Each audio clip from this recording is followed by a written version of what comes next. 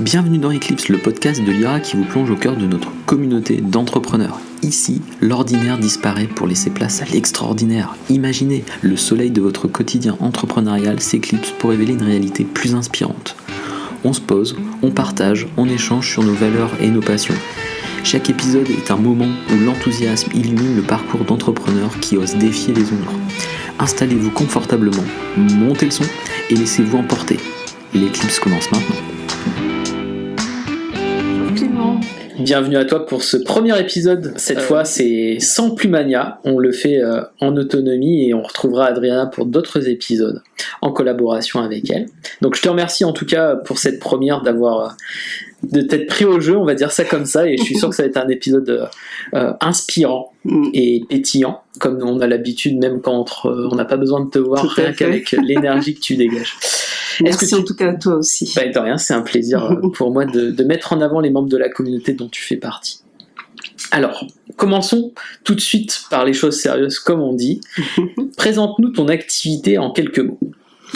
Alors, Bigilipsy, c'est l'entreprise que j'ai mis en place pour pouvoir accompagner des femmes qui ont subi des traumatismes émotionnels dans leur enfance, au courant de leur vie, peu importe, et des traumatismes vraiment émotionnels, à s'en sortir, à en guérir et surtout à pouvoir axer par la suite leur vie sur une détermination à s'en sortir avec des projets ou à cheminer leur vie comme elles l'entendent.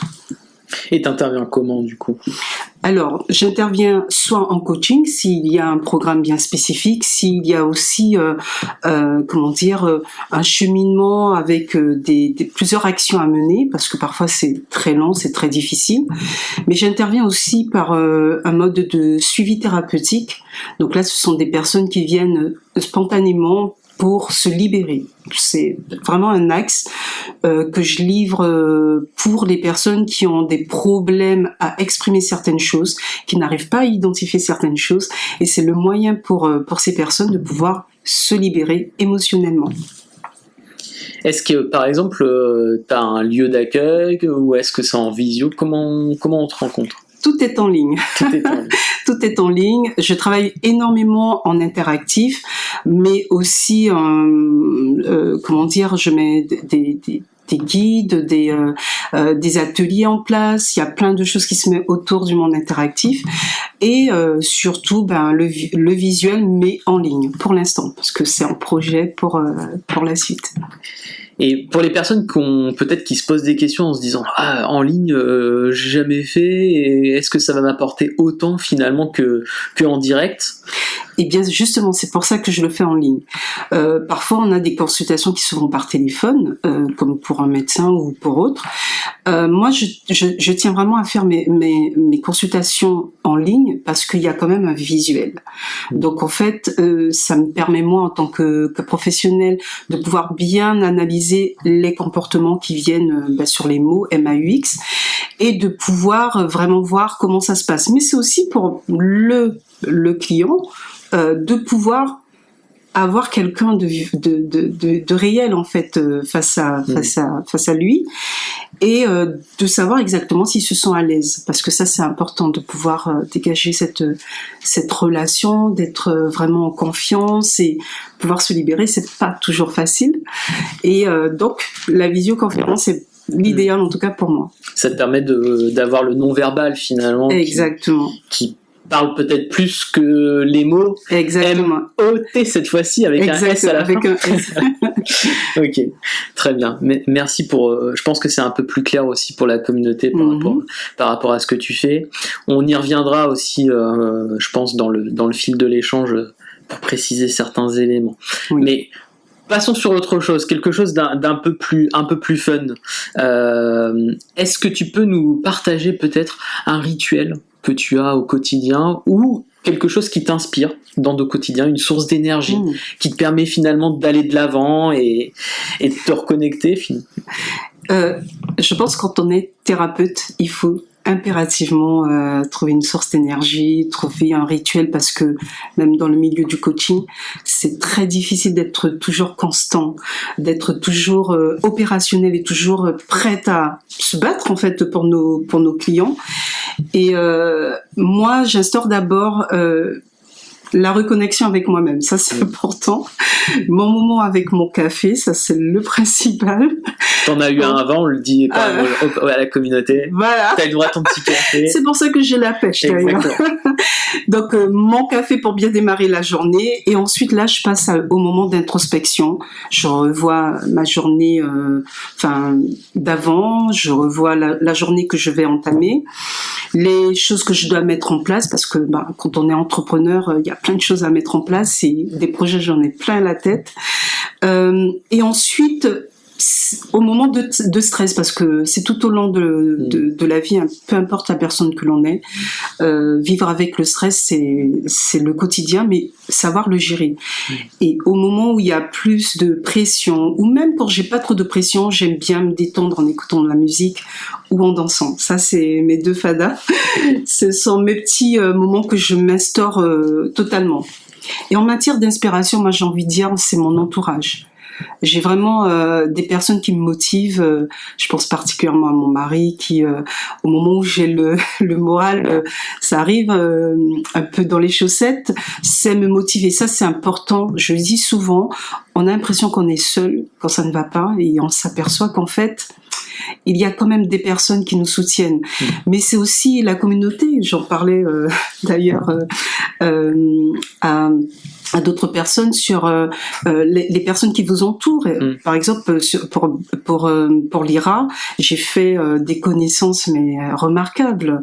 Je pense notamment à Julita, exactement, qui par ses inspirations, on a déjà fait des podcasts et on se rend compte qu'autour de nous, il y a quand même des personnes qui nous remettent en question et qui nous poussent à vouloir tout le temps être motivés à se battre, à continuer, à mettre les choses en place. T'as parlé de prendre un petit peu de recul ou de hauteur sur la journée. Par exemple, si on reste focalisé sur quelque chose du quotidien, est-ce que tu prends des notes? Est-ce que ça reste juste dans ta tête et que ça chemine? Comment? Alors, j'ai mis en place un journal que j'appelle « Je me libère ». C'est un journal, on va dire, intime, mais qui permet en fait de remettre en revue ses émotions. Donc ce journal, je le propose en achat sur un suivi de 15 jours. Bon, moi, j'ai la version un peu plus longue, mais en fait, c'était vraiment pour lancer déjà, pour voir comment les gens allaient l'appréhender. Donc en fait, ce journal, je l'ai étudié pendant des années, parce que j'ai toujours aimé l'écriture.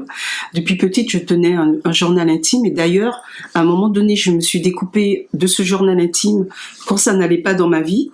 Et quand j'ai repris ma guérison personnelle, j'ai relu certains passages, je me suis dit waouh, ça ne va pas. Ce qui marque vraiment l'importance d'écrire pour libérer ses émotions, parce que ça permet de revenir sur des événements et on se dit quand même il y a du cheminement, il y a des choses qui ont progressé. Et donc ce moment d'introspection, je le fais soit avec moi-même, donc ça peut être sans bruit, totalement avec moi-même, avec mon café, où je me détends, mais c'est aussi en écrivant quand l'émotion est trop forte, ou quand il y a des choses qui me viennent et que je n'ai pas encore le sens. Et ensuite, ça me permet de revenir là-dessus. C'est-à-dire que je me dis, ah mais tiens, tel jour, j'avais pointé un doigt là-dessus, c'était intéressant de revenir sur ce point. Et donc voilà comment moi, je fais mes moments de prendre du recul sur des interrogations ou autres. En fait, il y a deux vertus dans ce que tu partages par rapport à l'écriture. L'écriture permet de sortir les choses finalement de soi, ce qui reste enfoui, déformalisé. Et un peu plus tard, d'avoir cet effet de rappel quand on revient peut-être sur des mécanismes et de se dire attends, là je l'avais mis ce truc là. Exactement. Point d'alerte. Exactement. Et je dis souvent à mes clientes que on a l'impression qu'on peut toujours tout garder pour soi. On n'imagine pas comment on garde énormément, parce que le cerveau il est bien constitué, il préserve dès qu'il y a danger. Mais il ne nous dit pas tout en fait. Il y a des choses qui sont conservées au fond de nous, qui seront, s'ils sont dévoilées, ça fera peur toute la personne entièrement. Donc en fait, c'est vraiment de pouvoir se dire qu'à un moment donné, il y a des choses qu'il faut libérer. Et écrire, c'est l'une des premières libérations. Parce que souvent, on n'a pas les mots, parce que parfois, on n'a pas envie de se confier. Puis parfois, il faut avoir une personne de confiance. Et puis, les moyens aussi pour pouvoir le faire. Donc oui, et comme tu le disais, c'est de revenir par la suite. Ça, je l'inclus beaucoup dans le journal. J'incite les gens à revenir sur ce qu'ils ont écrit, sur les émotions qu'ils ont eues. Parce que parfois, ça dit énormément sur des choses dont on n'est pas conscient. Ok. C'est très riche, là, ce que tu as partagé. J'espère bien. Merci beaucoup. On mettra le lien en description pour récupérer le journal en version grand public. Voilà. La tienne, un peu plus, ce sera autre chose. Est-ce que tu peux nous partager un grand moment ou l'un des plus grands apprentissages que tu as eu en tant qu'entrepreneur aujourd'hui? Ah mon Dieu. C'est de prendre son temps. Quand on est entrepreneur, on s'imagine toujours que voilà, on a un projet, c'est le projet, c'est celui qui va révolutionner le monde, et on n'a pas tous les atouts ni les clés, et on s'aperçoit au fil du temps que il y avait des choses à mettre en place avant, à opérer une stratégie, et c'est surtout ça. Je me suis lancée corps et âme. Et je suis une grande passionnée, donc tout ce que je fais, j'y vais à fond. Et ça a été pour moi l'une des premières expériences. C'était des fois, il faut pouvoir prendre son temps pour pouvoir bien ficeler les choses et de prendre le temps de bien organiser les choses. Ok. D'y aller étape par étape. Étape par étape. Ce que je conseille d'ailleurs à mes clients quand ils font appel à moi. C'est plus facile de le conseiller que de sur le point psychologique, c'est plus facile parce que c'est clair pour moi. Ouais. Et moi, dans le monde professionnel, je pensais que c'était tout autre chose. Ok, merci beaucoup.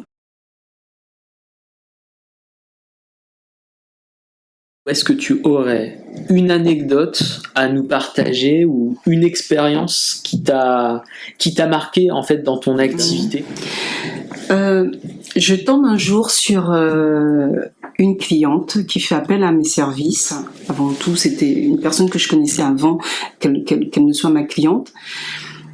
Et c'est une femme remarquable. En apparence, quand on la voit, elle a l'air sûre d'elle. Elle est intelligente, elle a une prestance et surtout elle a plein de bagages professionnels, belle carrière professionnelle. Elle fait appel à moi. Donc tout est bien en apparence pour elle. Tout est bien en apparence pour elle et moi je me pose des questions. Je me dis c'est là la magie de l'entretien. On découvre à chaque fois. Et là elle me dit je viens d'avoir une séparation qui m'a totalement chamboulée. Je retrouve plus mes repères, je suis totalement désorientée, et je lui demande les sources. Enfin, on discute, on prend toujours l'amnèse de ce mal-être, et elle me dit voilà, c'est suite à une séparation amoureuse, cet homme en qui j'ai fondé tellement d'espoir et qui m'a déçue. On a fait 6 années, on a passé ensemble, et là je m'aperçois que tout était faux. Je lui dis d'accord, comment ça se passe au travail? Comment tu vas dans ta vie? Mais non, ça va plus. J'ai plus envie de travailler. J'ai plus rien de tout. Et elle avait entamé en plus en aparté avec ce compagnon une entreprise qui semblait très prometteuse parce que ce sont des bijoux artisanaux avec des produits spécifiques, mais magnifiques. Moi-même, j'étais fan de ces produits. Et là, elle me dit qu'elle est désemparée. Elle n'a plus rien envie de quoi que ce soit. Elle ne sort plus. Elle est enfermée chez elle. Et... Château de cartes, quoi. Voilà. On a passé plus de temps que prévu parce que c'était particulier. Il fallait d'abord travailler toute cette démotivation, savoir c'était quoi le problème existentiel. Et après 1 an de travail, elle me fait une surprise, elle m'envoie une vidéo en témoignage. Et elle me dit, voilà, tu peux utiliser cette vidéo. J'ai même l'émotion qui vient. Elle me dit, tu peux utiliser cette vidéo parce que je sais là que j'ai fait un travail et j'ai bien travaillé avec toi. Elle n'aime pas se présenter en image. Elle déteste ça. Elle déteste se mettre en lumière. Elle me dit, tu mettras cette vidéo, tu en feras ce que tu veux comme témoignage. Et moi, ça a été pour moi vraiment une fierté en fait. Je me suis dit, déjà, elle a accompli un bon cheminement personnel, elle a avancé, mais c'est aussi d'être consciente que autour de soi, on a souvent des personnes qui ont toujours une apparence épanouie et qui ont un chamboulement à l'intérieur, et que une relation qui traumatise peut complètement nous déboussoler, qu'une relation dans l'enfance avec un parent toxique ou un parent qui n'a pas su faire ce qu'il fallait pour éduquer peut aussi totalement chambouler un individu. Et c'est à ce moment que j'ai compris que ce que je faisait écho à ce que j'étais, mais fait aussi écho à cette mission que je me suis donnée d'accompagner des personnes qui ont été traumatisées tout comme moi. Je me suis reconnue un peu dans son histoire et j'ai mieux compris ce qu'il fallait faire pour pouvoir l'accompagner. Mais tout ça pour dire que je suis tellement fière de voir des personnes que j'accompagne se relever et donner un sens à leur vie comme ils l'entendent. Et pour moi, c'est ce qui est important en fait. Et au-delà de ça, je pense qu'il y a une fierté aussi. T'as répondu à sa demande de départ, mais je pense que tu vas au-delà aussi de leurs attentes. Et je pense que ce qui est compliqué dans ton métier, c'est que travailler finalement sur la psychologie et les blessures intérieures, c'est beaucoup plus difficile que de réparer un objet ou quoi que ce soit. On est d'accord. Voilà. Les gens s'imaginent que c'est facile, mais comme je le dis souvent, il ne faut pas oublier que travailler avec une personne, quand on travaille dans le milieu psychologique, il faut qu'il y ait la participation de la personne, en tout cas quasi totale. Ce n'est pas comme si on va voir un médecin pour qu'il y a une maladie, c'est quelque chose il doit déceler, c'est lui qui fait le travail.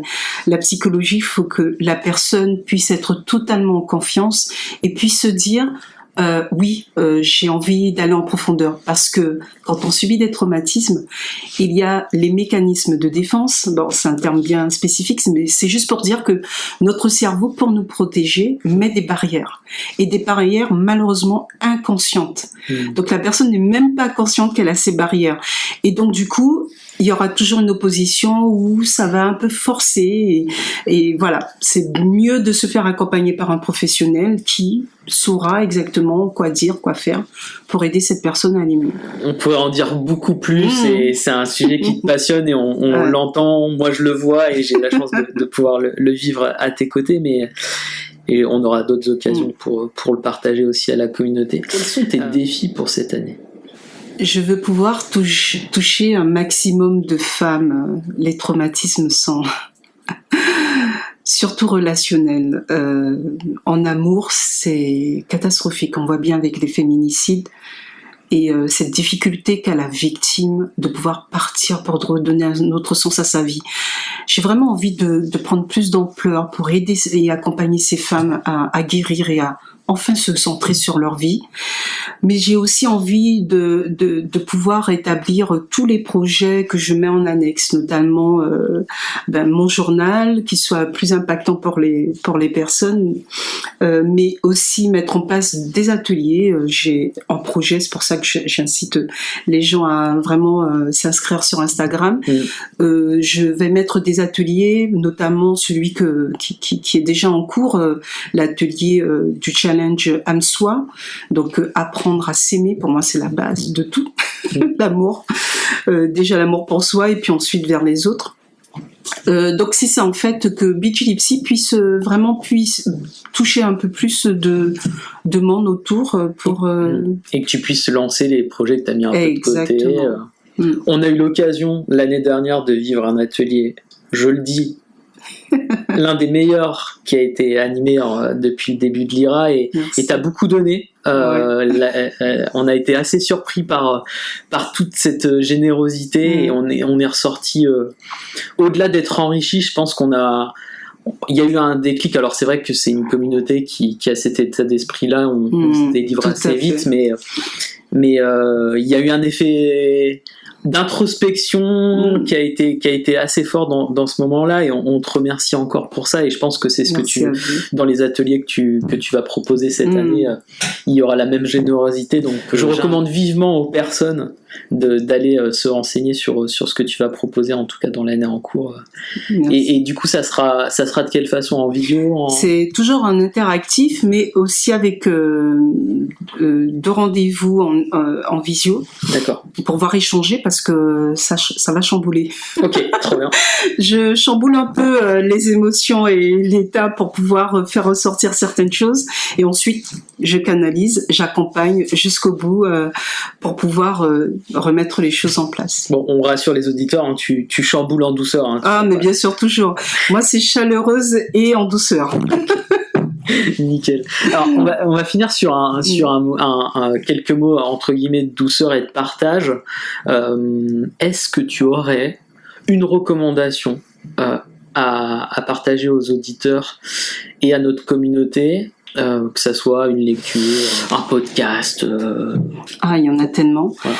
Alors, faut faire il faut faire un choix, mais j'en parlais tout à l'heure. Je recommande le livre d'Angela Davis, Femmes, race et classe, qui est un livre vraiment qui on connaît son combat déjà pour son combat contre le racisme, mais au-delà de ça, elle a su susciter dans ce livre plein de questions, plein d'introspections par rapport justement à la place de la femme. Ça, toutes les personnes qui me connaissent savent comment, pour moi, il est important d'avoir cette équitabilité entre hommes et femmes, il n'y a pas de souci, mais surtout de comprendre les difficultés que peuvent rencontrer les femmes face au monde patriarcal. Et elle suscite vraiment plein d'interrogations. Je recommande, pourquoi? Parce qu'il est facile à lire, mais il est surtout très inspirant, et il pose beaucoup de questions sur notre place en tant que femme dans le monde. Donc c'est un livre qui m'a assez chamboulée, et voilà. On le recommande aux femmes et aux hommes. Voilà, exactement. Mais bien sûr. On le dit quand même, c'est important. Tout à fait. Donc, dirigez-vous vers vos librairies les plus proches et évitez Amazon, s'il vous plaît. Soutenez le commerce de proximité. On ne le dira pas assez. Et un bon libraire peut vous recommander après aussi d'autres ouvrages en lien avec celui-ci. Donc, pour finir, est-ce que tu peux nous dire où on te retrouve, puisqu'on n'a pas encore évoqué cette notion-là? Alors, je suis un peu partout sur les réseaux sociaux, mais notamment Instagram, LinkedIn, YouTube, et puis sur mon site internet, où là, c'est vraiment l'interaction totale, www.bjlipsy.com. Super. Merci beaucoup Gilberte pour ce moment de partage et puis tout ce que tu nous as apporté dans cet épisode, et on se dit à très bientôt. Merci, au revoir.